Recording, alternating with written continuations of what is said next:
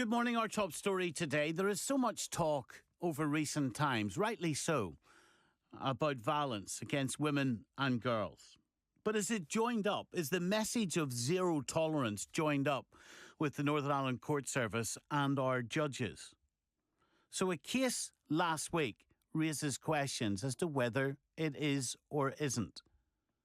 So a guy takes a shovel. He smashes up a woman's face. Her teeth are knocked out. How many years jail time does he get? A big, fat 0. And you did hear that right. Not 1 day of a custodial sentence for leaving a woman with mental and physical scars. Now, what type of message does that sentence given last week send out about violence against anybody? On this occasion, against a woman. 21-year-old Michael Thompson walked free from court last week with a 5-month suspended sentence after he attacked a 39-year-old woman in February this year. His victim, Samantha McCarroll, has slammed the sentence for being too lenient. She's been speaking to the Irish News and she told them it's too lenient, not just for the horrible ordeal, but also the lasting effects. The UUP MLA, himself a former police officer, John Burrows, with us this morning. So, John, what's your reaction? Obviously, a judge will have all of the details in front of him and has decided no custodial sentence. What's your reaction? Well, I'm appalled. I think it's an abhorrent sentence. I think it's grossly inadequate, and I think it's perversely lenient. And on the reading of the facts, I find it very hard to justify in any way, shape or form. And, you know, there is a long pattern of this, which I know Doug Beattie, the justice lead in our party, has been calling out for many years of unduly lenient sentencing. Stephen, first of all, could I just commend the courage of Samantha for speaking up, because otherwise we mightn't have heard of this. It'd be lost just in the reporting in a newspaper, the court reporting. That victim voice is so important. And actually, it's one of the reasons why I know Doug's been championing for continual retraining of judges so that they can hear that voice more often and be aware of the impact. But look, this is an atrocious sentence. I think we need to find out more about it. Certainly, I'm going to research it. And we'll see if we need to appeal this as unduly lenient and write to the PPS and the Director of Public Prosecution to do that. But on the face of it, in a society blighted with violence against women and girls, where you have a weapon used, violence used against a woman with injury caused in a premeditated way, this sentence is not acceptable. And 100% when you applaud what Samantha has done here, Samantha McCarroll, who clearly is still affected by this, because she talks about the injuries that she has, the back pain that she still endures, and then the psychological trauma. So you're coming home, and this guy, this 21-year-old, is there, and he didn't have the shovel in his hand. So he actually reaches out. He goes and reaches out.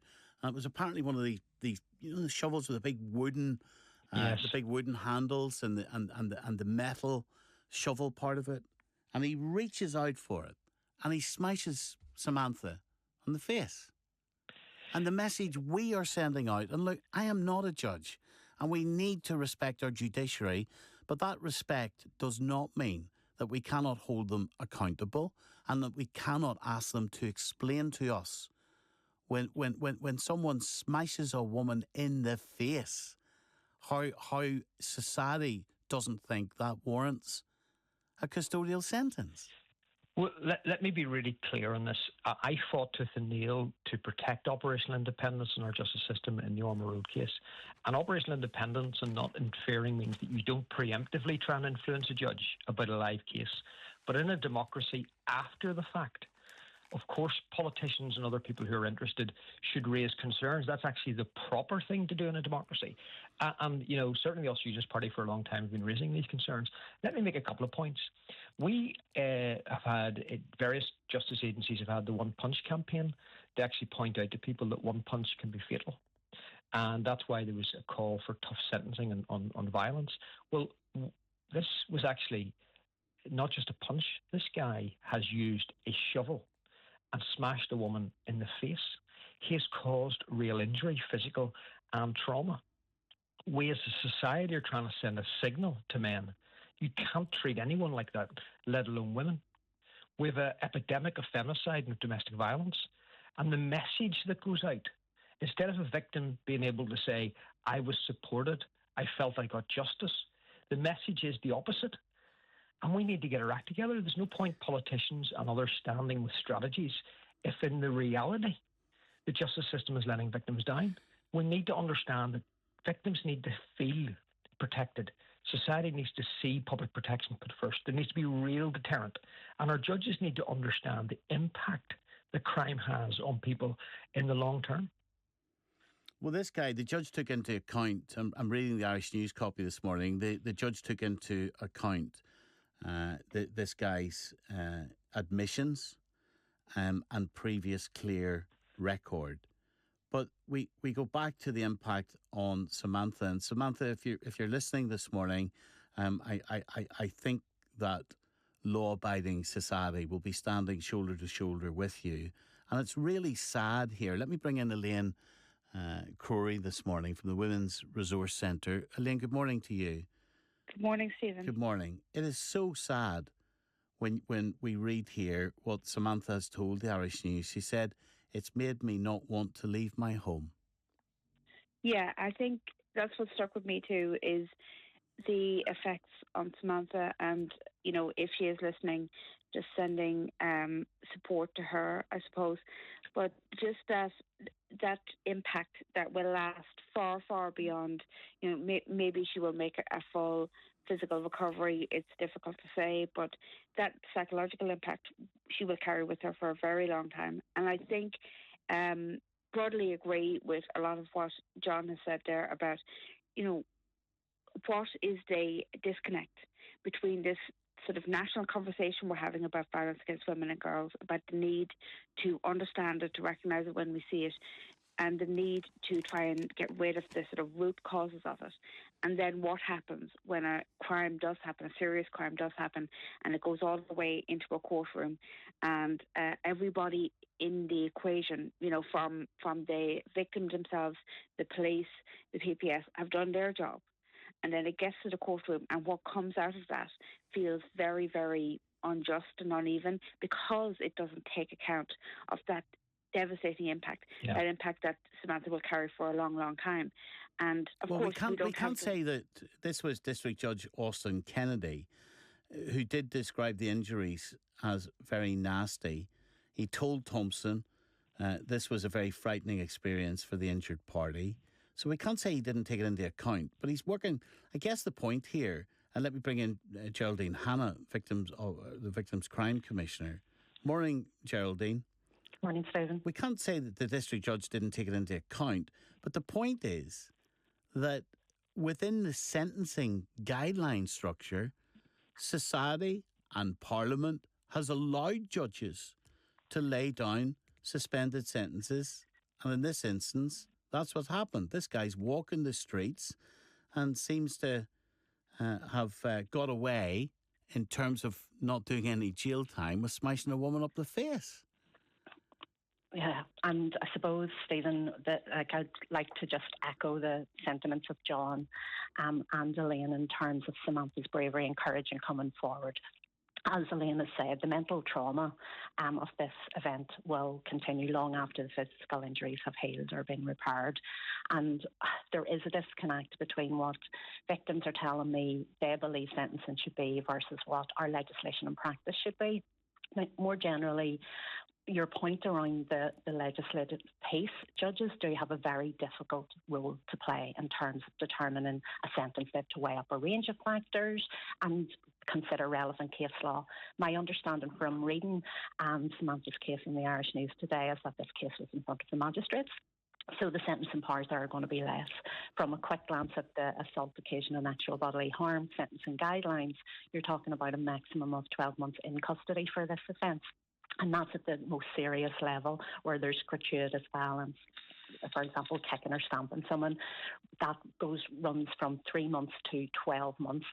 So a judge is working within that, and I think the disconnect that Elaine references is the key one that we need to be considering as a society, because our general public's understanding and victims' understanding and belief in what sentencing should be for all offences, but including violence against women and girls, doesn't always square well with what the actual sentencing guidelines are and the legislative framework. And if those are wrong, then we need legislation to change that. So judges are working within that. The other point that I would also make is that within the magistrates' court, you're not able to refer a case for an unduly lenient sentence, which is something that I would like to see changed. Yeah. Stephen, can I come in there? Yeah, the number this morning, 03030 80 55 55. We keep on talking already today about what society expects. Well, all of you listening this morning, you are society. So pick up the phone to us today, 03030 80 55 55. Go ahead, John. Yeah, there's a number of points that are really, really important because, leadership can actually make a difference in this. The first thing is this, that let's talk about the guilty plea, okay? So the devil's in the detail here. Now, the judges consistently give very significant credit for guilty pleas. Now, one thing, for example, the Austrian Parliament of Bedia said that late guilty pleas shouldn't get credit. This should actually be early guilty pleas because late guilty pleas don't save you time, money, or the trauma for the victim. But in this case, the credit is given for a guilty plea. But actually, when you read the detail in the Irish News, the person's actually caught at the scene of the crime by the police. So therefore, it's such an overwhelming case that cases like that, the person has no choice but to plead guilty. So, there's really a perverse reward for pleading guilty when you get caught actually with the smoking gun in your hand. So all of these things need changed. And I don't want to make this political because this should be about Samantha and justice. But we consistently call for this. The Alliance, the Justice Minister has been weak on this. And she keeps setting operational independence when there's a need to take action. Well, now, come on. How can any Justice Minister not defend the independence of the judiciary? Okay. You would do that if you were Justice Minister, and that's what Naomi's doing. Let me explain the difference. Operational independence is to say you are independent, but I will hold you to account after the fact. And if there's persistent problems, I will change them, whether that's changes in law, culture, or training. Let me give you an example in this case. This case was sent by the PPS, according to what we just heard, to the Magistrates' Court. Now, that is itself a systemic flaw and a cultural flaw, because burglary with intent carries a maximum sentence of 14 years. And yet the prosecutors have decided themselves, not a judge, to send it to a Magistrates' Court where the maximum sentence is 1 year. So already we've reduced the gravity of that case. Well, that's interesting. And the judge has fairly whittled it down. And now we can't appeal it because it went through a Magistrates' Court instead of a Crown Court. So at every stage, the entire justice system is tilted away from the victim and towards the suspect. And I don't understand that. So you can't appeal a Magistrates' Court court sentence? Is that what you're saying? Yeah, the unduly lenient mechanism where a politician can write in, which, for example, Doug has done several times with success, and I would do in this case if it was a Crown Court case, you can write in and say, PPS, can you ask the Director of Public Prosecutions to review this sentence? Is it duly lenient? And then he can send it, or she can send it to the Court of Appeal. But you can't do that in the Magistrates' Court case. So now we're stuck. I didn't know that. This is a mess. And, these are all the things that you can change. But look, what we can do is change sentencing guidelines. What we can do is change culture, change training. I give you a very simple example. See, in the police service, every year I had a victim of antisocial behaviour, domestic violence, and other crimes in front of my staff talking about the long-term impact it had on them. So that my staff, when they went out and policed, actually understood the long-term impact. Because sometimes the longer you're in a job like policing, you actually become cynical, or you lose compassion, or it becomes just another task. And judges are human too, so we need to continually retrain them and make sure that they're aware of the impact that this stuff has. Well, this judge is working within the current guidelines. That's the bottom line. I'm not critical of the individual judge, but the guidelines can be tweaked.